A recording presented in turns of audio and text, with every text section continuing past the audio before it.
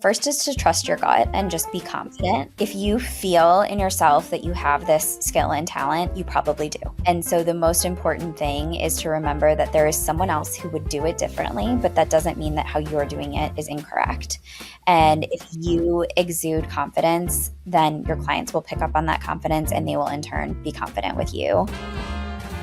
Welcome to Talk Shop. I'm Ariel Okin, a New York-based interior designer, writer, and editor, looking to bring a little bit of magic into our homes every day.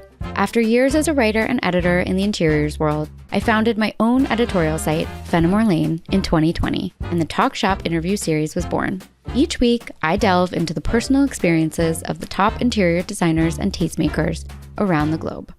This week, I'm joined by a designer who found her calling for interiors through her lifestyle blog that she started on the side of her day job back in 2009. Alexandra Kaehler, or Alex, is a talented interior designer whose work has been recognized on prestigious industry lists such as House Beautiful's Next Wave and LUXE Magazine's Gold List. After growing up in the suburbs, Alex began what she believed to be her dream career in advertising, but she soon realized interior design was her actual calling. Through her blog and a postgraduate program at Harrington College of Design, Alex began to take on clients and eventually opened her firm, Alexandra Kaehler Design, in 2011.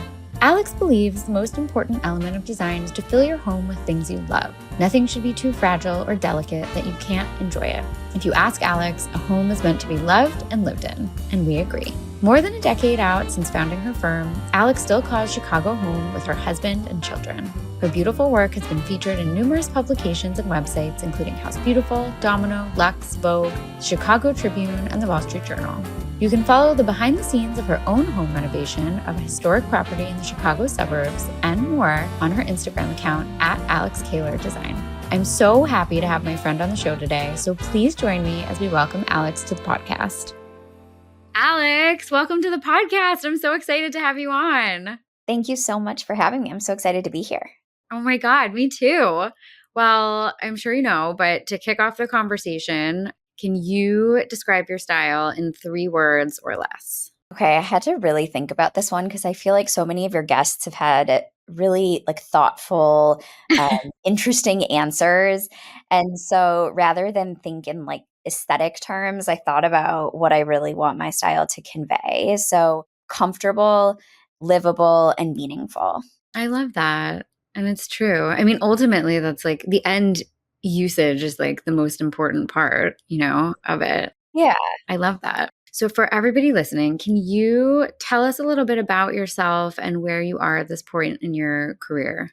So I'm an interior designer in Chicago, in the Chicago area. I have a small firm that focuses mostly on residential interior design, and I've been doing it since 2011. So now it feels like we've kind of been around for a little while. Yeah.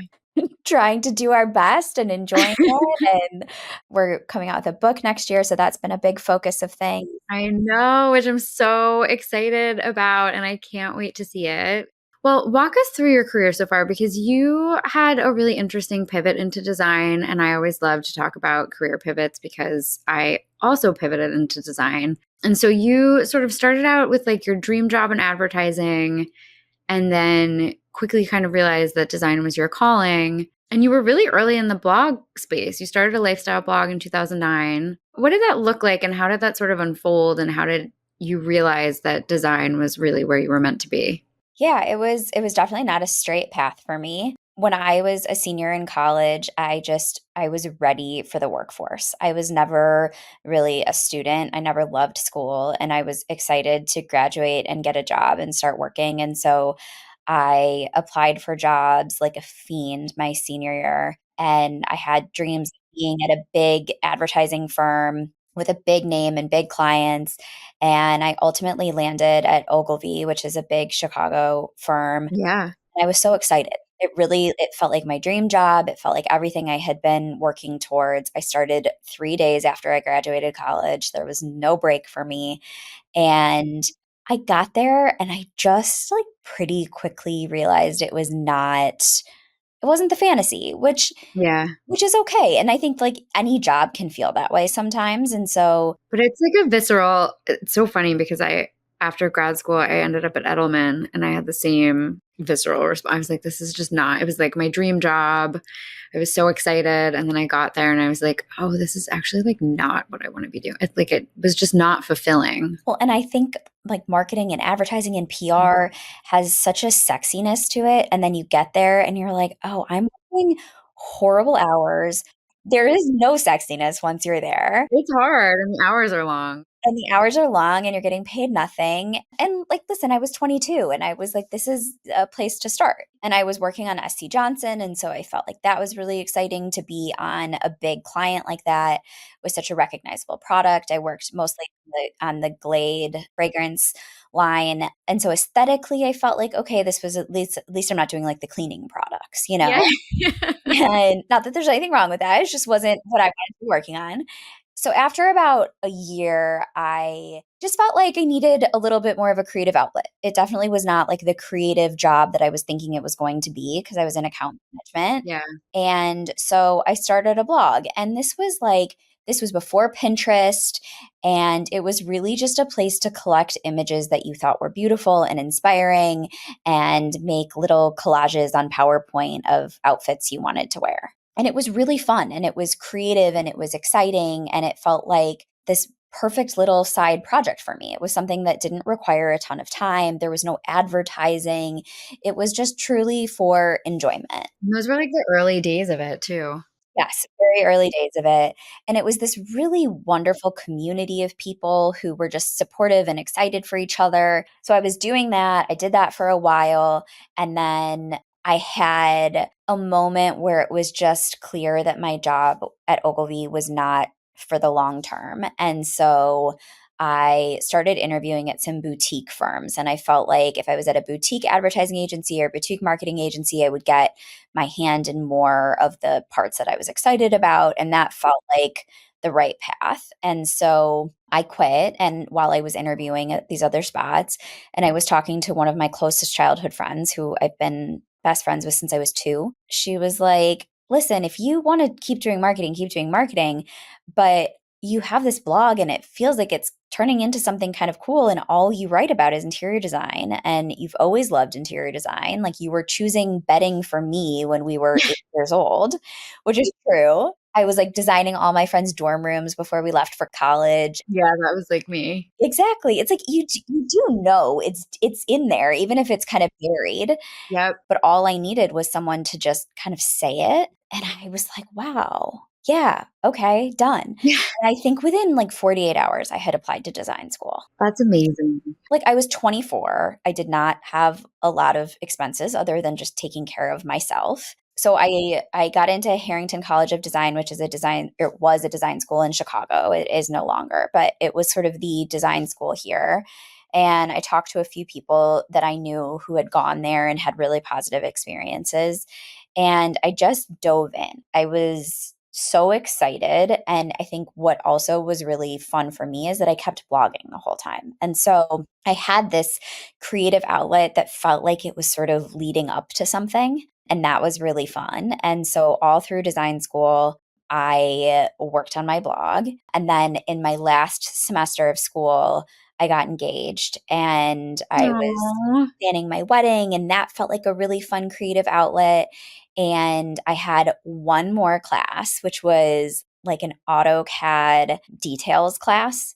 And that was all I needed to graduate. And I was like, I cannot bring myself to go back to school for this one class. Like, I just can't do it. Sort of mortifying because it would have been, first of all, it would have been a helpful class to take, but also like such a small commitment in the scheme of things.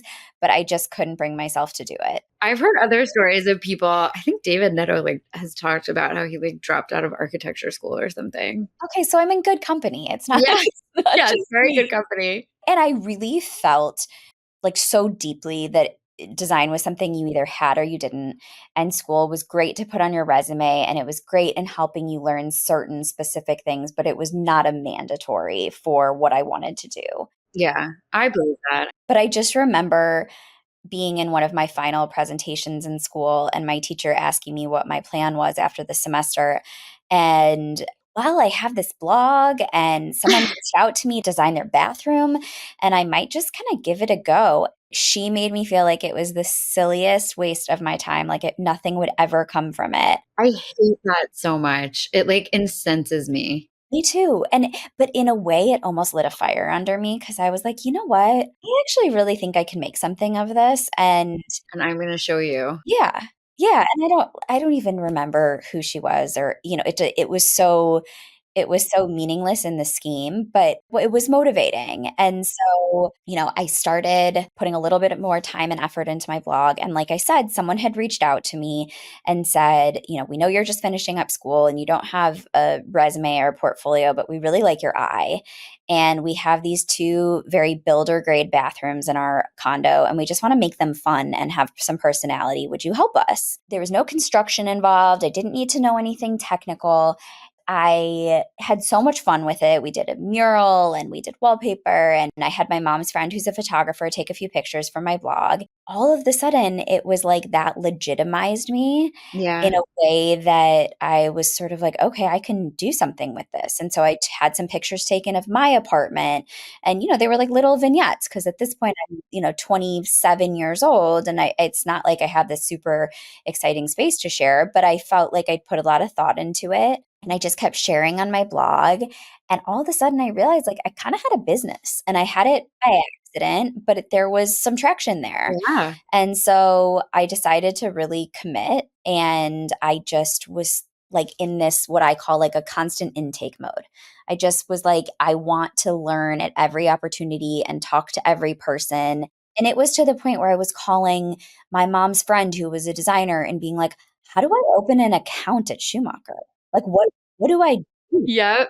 I had that same experience in the beginning. And I'm so grateful to everybody who sat down with me in those early days because I learned so much from everyone. It's so helpful, and I feel the same way. I feel indebted to those people who took the time to talk to me, and I try to pay that forward whenever I can. Yeah. So that's kind of how it all came to be. And then my sister was in college and she was working as a receptionist at a gym, and she was speaking to one of the instructors, and the instructor said, I know you grew up around the North Shore. Did your parents ever use a designer that they really liked? My husband and I just bought a house up there and we have an architect and a builder, but we need a designer.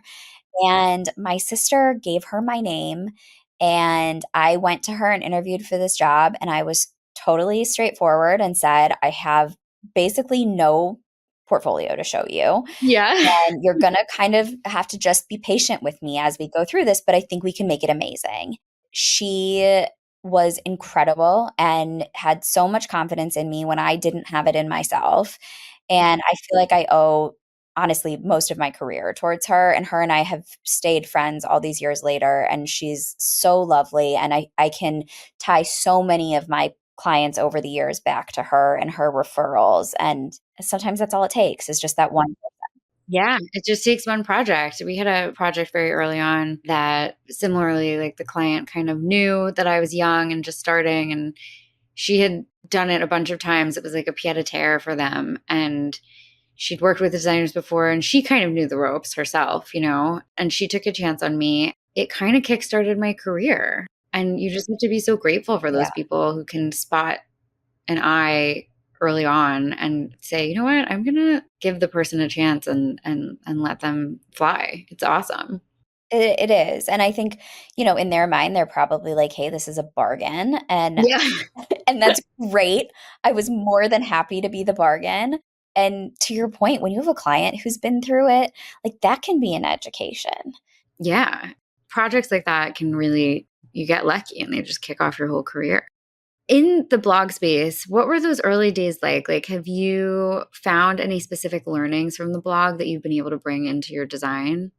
Yeah, in little ways. I mean, I think that it helped me identify what I liked and what was authentic to me versus just what was pretty. Yeah. And then I also think what I really realized is that I'm a sharer, often an oversharer, and the blog was a platform to do that. Although I stopped blogging quite a while ago, I feel like Instagram has given me a way to share bits and pieces. Yeah. So much of what I've built my business on is wanting this really authentic exchange between me and my clients. And that really comes through in the way you write and how open you are on Instagram. I mean, I think Thank you. No, I mean it. And I think it helps you build an authentic audience because people feel like they're getting you and not some, canned idea of what interior design is like, Well, and that's my hope. I'll never forget I had posted on Instagram years ago about a panic attack that I had had, and it had nothing to do with work. It was completely separate, but I felt it like mental health and anxiety and things like that are such an important part of my life and who I am that it felt inauthentic to not share it. And it's so humanizing, right? Like Exactly. so Well, many of us deal with anxiety. If you're following someone and they're posting about that and you're sort of like silently struggling with it, like seeing somebody that you follow talk about it is actually really profound and makes a big difference. exactly. And that's how I feel so deeply. I shared that. And then the next day, I was talking to my dad, who's this like consummate businessman and he has such an incredible perspective on business and clients and customer service. And I trust him so implicitly.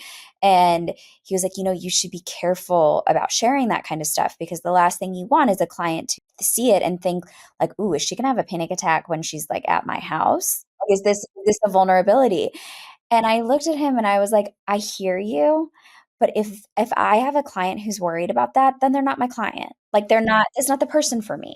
Yeah. And that's also like an old school mentality, and I feel like now people are more open and honest and vulnerable and all of those things, which are good things. And I think it helps you connect with an audience.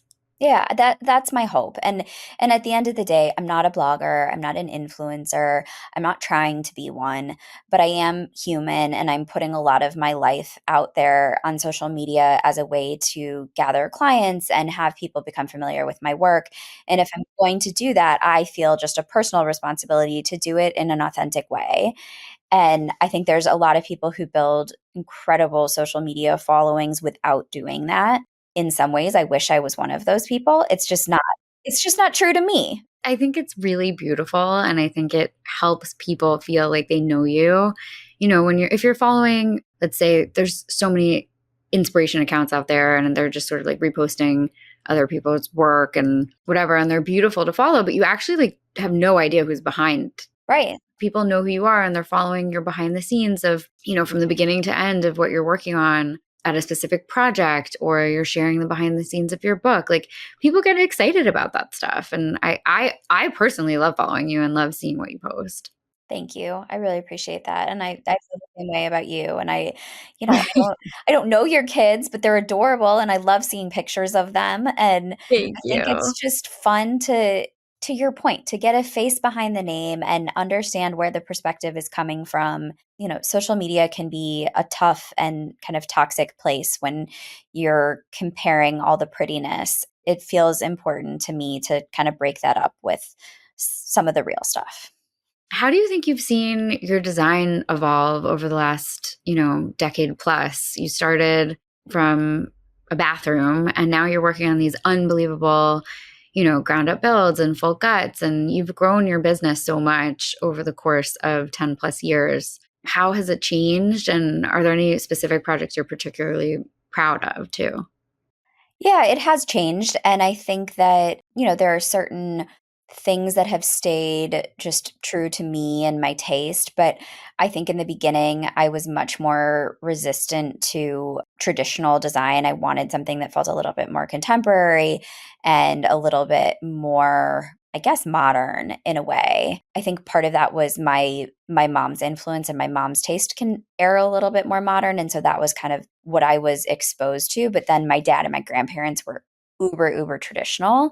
And so I saw all of it. And I think I spent a lot of my 20s kind of sorting through, okay, this is what I lived in and what I like, but what do I actually feel really good in? Yeah. And I think as time went on, I just found that I love antiques and I love florals and I love the things that, once upon a time felt like granny.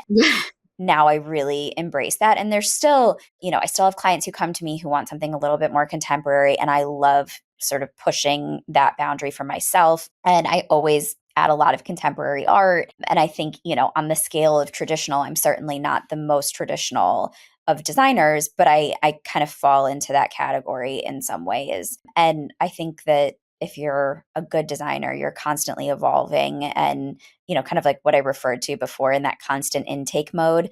Like you're learning and you're exposing yourself to new things and trying new things and experimenting with design elements. It helps also to help your projects keep looking different and unique to the client. And every time you're working on a new project, you're growing because you're learning constantly. Exactly. And I think it's really important to keep in mind when you're working is just kind of like always keep your eye open. I think that's one of the biggest things that I've learned from doing this podcast and speaking to so many great designers is like they are always learning and looking and absorbing information. And it's been a really helpful lesson for me too. For sure. And that's why I love listening to your podcast because that's part of that, like learning and exposing yourself and hearing other people's perspectives. People have asked me about like the process of doing this book. And one thing I've loved the most that has been so unexpected is just learning something new. I never knew anything about publishing. I never knew all the things that went into the process of writing a book. And I've just loved learning an entirely new skill set and looking at my work from an entirely different perspective. And I think that at every stage of life, there are opportunities to do that and expose yourself and really do a deep dive into something new. As a creative, it feels even more important. Yeah, it is. The book process is so cool. And you're right. It forces you to crystallize your point of view and also to take a deep dive in each project and really think about what was the starting point here? How did we end up where we ended up? And like, what's the through line that someone's going to come back after reading this with a take home of some piece of helpful information? It's a very fascinating process for sure. It is. And I think, sometimes like with design, you're building up to this install and it takes you years to get there. Yeah. And then your client moves in and you're like, oh my gosh, I need a nap. Yeah. And it's years and years of work. Right. And you're not reflecting, you're not dissecting. It's just sort of like, okay, I'm running a business. It's on to the next now. Exactly. Yeah. No, this kind of gives you that sense of satisfaction looking back at what you've accomplished and seeing it laid out. I'm so excited for you. I can't wait to get your book. I can't wait to read it. Thanks. I can't wait to get yours. It's so fun. Speaking about process, is there a favorite element about the design process for you? I am textile obsessed. I could just like snow angel in a pile of fabrics and be happy. I love it. I'm so inspired by textiles.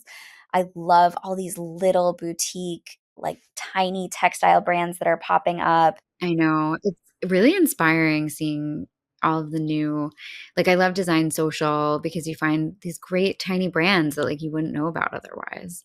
Exactly. And there's just so many beautiful things out there. And it's amazing to me that you can still see something fresh and different after, all these different lines and iterations. But there is always something new and exciting. And I love that world of textiles. And that's how all of my designs begin is by pulling textiles. And you mix textiles so beautifully and in such a unique way. I feel like pattern and color is really a big hallmark of your work. It's very happy and fresh and layered. It's traditional, but it's contemporary. And so that makes sense that sort of starting with the textiles is where it is for you. Is there a design rule that you always follow, or is there one that you think that's made to be broken? I am such a rule follower by nature in life, not necessarily in my job, but just in life. And so this was sort of a fun thing for me to reflect on because I think there's just some standard golden rules in design, like space plan first and then source second. Like that to me feels like the most important thing because you can find a really spectacular chair, but if the scale is totally off, it doesn't matter how pretty it is. That's just something that I would say is kind of my golden rule. And then a rule that's meant to be broken, I think what I have been seeing is that because of social media and this overexposure to so much design work, before it used to be like if it didn't make it into a magazine, you weren't seeing it. Right. And now you're seeing everything. And so I think things get labeled as a trend when we see a lot of them. And so I really try to avoid labeling something as a trend because I think what ends up happening is like this morning on Instagram, someone wrote into my Q&A asking if I like mural wallpapers. I was like, I love mural wallpapers. They are so timeless. They are so classic. I know we're seeing them a lot right now, but that has nothing to do with how beautiful they are. It's amazing because it can highlight and grow your business and help connect you with other people who enjoy the same things that you enjoy. But it also can, because it's showing you all of the same things that you enjoy, it can almost like render something so special and beautiful less special and beautiful because you keep seeing it over and over again. 100%. And I'm doing my own house right now, my new house, and I love a checkerboard floor. It is classic. Independently of how many times I see it on Instagram, I love it. And so I'm trying to just make decisions based on loving something. So my really long, convoluted answer to your question is that I think the rule that I break is to not label things a trend. I'm with you. I just completely issue trends and I try to just not think about, what's in or what's out or whatever. You just sort of have to go by your own guiding principles and what you think looks good and also what you personally think will be timeless for you. I think that's also really important. For sure, because like people will say to me, I don't know if I can commit to a patterned sofa or a bold wallpaper. Like I don't want to get sick of it. And the idea of getting sick of something is so foreign to me because if you love it, Yeah, it's going to bring you joy every time you see it. exactly. And also, I think for those types of clients who are afraid to take a bold chance, sometimes that pushes me in a different direction, which is actually really fun because then I end up doing something a little bit more muted Yeah, and it ends up being something so different from what I would do for myself, but it's still interesting. So it kind of takes you in different directions. which I think is so much of the fun of what we do. Because at the end of the day, they're the ones who live in it, not us. And it's easy to get sort of in your own way as a creative and an artist and want your vision to come to life as, true to your original thought as possible. But sometimes, however you iterate on something can get it to its best place. I think that there's so much success in that and feeling like it's, of course, a reflection of you as a designer, but most importantly, a reflection of your client and whose house it is. Looking back through your career, have you had a mentor in your career at all? And if so, how do you think they helped you shape your trajectory? So I haven't had one specific mentor. I sort of wished that it was something I had established early on. But what I have had is just this unbelievable supportive community of designers who I've connected with, you being one of them. I feel like I am so endlessly grateful for these people who I can text and be like, hey, I'm in a bind with an employee and I just want to hear what you think about this. Or, It's so important. It's like I always liken it to like having mom friends, you know? yes, You need work friends too. Like you need people who like do the same thing you do and run their own business and they're also, in the same stage of life and it's so helpful. I feel like we've got a really great network of women who do the same thing and also have kids and it's very very very helpful to have an ear to sort of bounce things off of. it is. And I also have found that it's really unique to interior designers. We are just really willing to share with each other and be Yeah. open, and there's no gatekeeping. And I'm so grateful for it. And I feel like I have learned so much and grown so much thanks to those people who are so willing to share with me. And like, I have a local group of women in the area that I live, and we get together. We try to get together once a month. That's so nice. I love that. It's awesome. We do it at each other's houses post bedtime. We call it wine and wine. We drink wine and we complain about our jobs. It is the best. Like, I look forward to it so much, and I just think that opportunities like that to learn from each other and to just, to your point, just have someone you can kind of like lean on, it's just so meaningful. 100%. I mean, to that end, also, is there a piece of advice for designing interiors that you've ever received that really stuck with you? Yeah, I mean, I think two things, and they both sound sort of cliche, but the first is to trust your gut and just be confident. If you feel in yourself that you have this skill and talent, you probably do. And so the most important thing is to remember that there is someone else who would do it differently, but that doesn't mean that how you're doing it is incorrect. And if you exude confidence, then your clients will pick up on that confidence and they will in turn be confident with you. Yep. And I think that kind of leads to the second thing, and this is embarrassing to admit, but so, so true, is just to fake it till you make it. You just sometimes got to be like, you know what? I am going to have to check with someone in my office about that. Yeah. And you go home and you Google. I love that. It's so true. I mean, especially when you're in your early 20s and you're just starting out and you're like so underwater, you kind of just have to do that in the beginning. And that's also that helps you build confidence too. Exactly. And I think, when I say that, I'm not suggesting that you like make up an answer and hope that it happens to be true. But I Yeah. think like it's okay to say that you don't know something. You could be doing this job for 40 years and get a question asked that you don't know the answer to. It doesn't mean that you don't know how to do your job. But I think that internal confidence and believing in yourself is so important. So important. I agree. Well, let's talk a little bit about the personal stuff. So, what do you think your home says about you? Well, my current home, and honestly, I hope my new home both say that I am such a homebody, that I love my home wherever it may be so much, and that we really like live in it and we live in it hard. And I don't avoid that. I embrace it. And I hope that it always reflects those things. Are you a Cancer? I'm not. Oh my God, I feel like you would be. I'm a Cancer and I'm like such a homebody. And I feel like we're like kindred spirits in that way. Home to me is everything. Like I mean, I could get real philosophical about it. It's so meaningful. And I have clients who feel the same way, and I have clients who don't feel the same way, who think I'm a loon. And and that's okay either way if they don't identify. But for me, home is everything. What are some of your favorite places to shop for home? I love First Dibs. I just could get lost in it for days. Me too.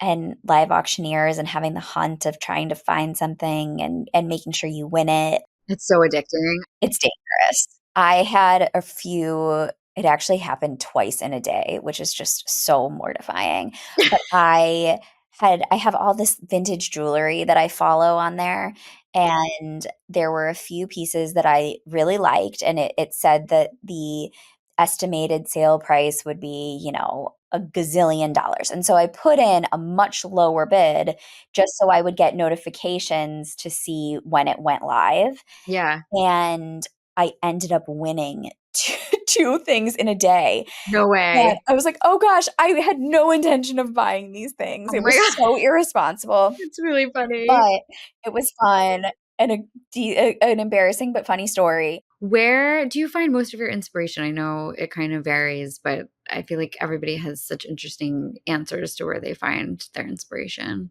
So I definitely like the usual suspects, books and Pinterest and Instagram and travel. But beyond that, I think what I've really identified is that the outdoors are hugely influential in the way that I view the indoors. Yeah. I'm not like what you would call an outdoorsy person. Like I don't want to go camping or, things like that, but I love being outside. And that is my happiest place is like just in a garden or in my yard or, just being outside. I find nature to be incredibly soothing. And like Me I try to too. take walks outside, even in the winter when it's freezing, I'll still go out. I like to take walks outside at least a few days a week because it's very energizing. And often I just won't even listen to music. I just walk and listen to the nature sounds. It's meditative. It is. It's very meditative. It's a great way to decompress. And you can find when you're really paying attention to your surroundings. Yesterday, I was on a walk with my mom and I found a fully intact bird's nest just like on the ground. Oh, wow. And they're so beautiful. Bird's nests are so cool. They're So cool. Yeah, my kids had to listen to me be like, "You guys, look at this bird's nest and how the bird so thoughtfully put it together." I had the same conversation with my daughter yesterday. I took a picture of it and I showed it to her and I was like, a mommy bird went and spent all this time and went and gathered twigs and sticks and feathers and all these things. And she was like, she was into it because she's like 5 and Honestly, that mommy bird is me. I am yes, that mommy bird. I am designing your house. yes. Oh my God, that's so cute. But it's true. And I think a lot of designers find inspiration in nature in terms of color palette and the influence of outdoors on indoors. I think also now we live in this hyper connected, sort of fragmented world, and being able to bring some of that fluidity back into our lives is really beautiful. I agree. It's very grounding. What do you think the three biggest influences on your aesthetic in your life have been? So I think it has really been my family, and that's in three kind of very different ways. My grandmother is this like style icon. Like she's just anyone who follows me on Instagram has probably seen my Instagram interviews with her. She's 95, she's almost 96, and she is dressed every day to the nines. My Bubby's like that too. She's going to be 91 in December. It's amazing. She's amazing. She's just amazing. And your grandma's, I love when you post your grandmother because she is She's something. a riot. She's amazing. She is. And you can just, they don't make people like that anymore. You know what I mean? Like, it's just, she's special. She is special.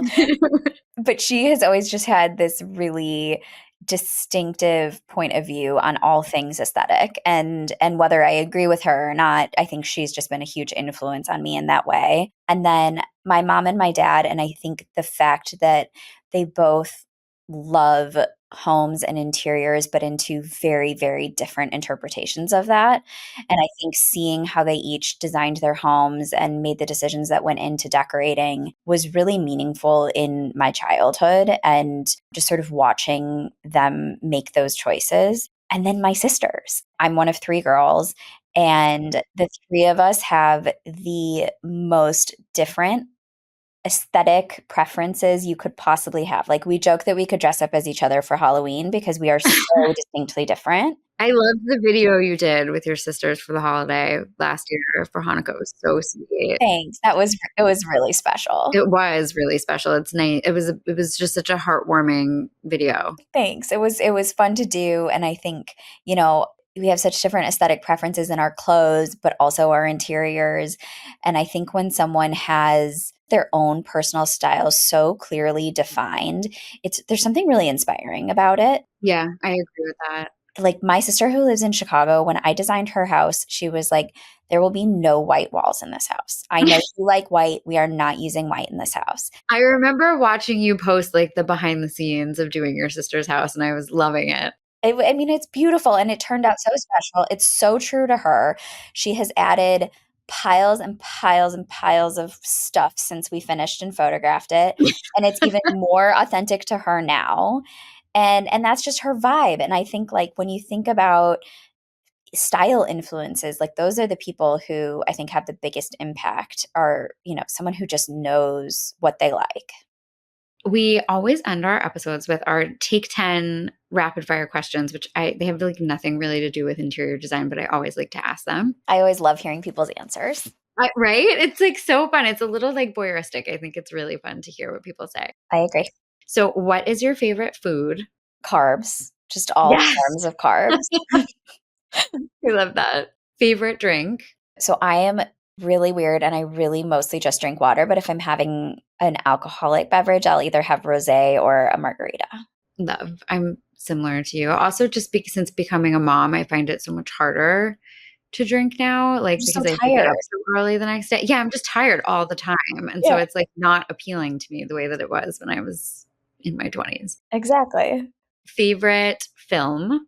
I mean, I know this is just blasphemy. I am not a TV movie girl at all. It's not blasphemy. I feel like some people are not, it's like not their vibe. Yeah, I'm a reader, and I don't, TV can't like hold my attention span in the same way. But when I do watch something, I love the classics, and I've been watching them with my oldest daughter, which has been so much fun. We watched My Fair Lady the other day.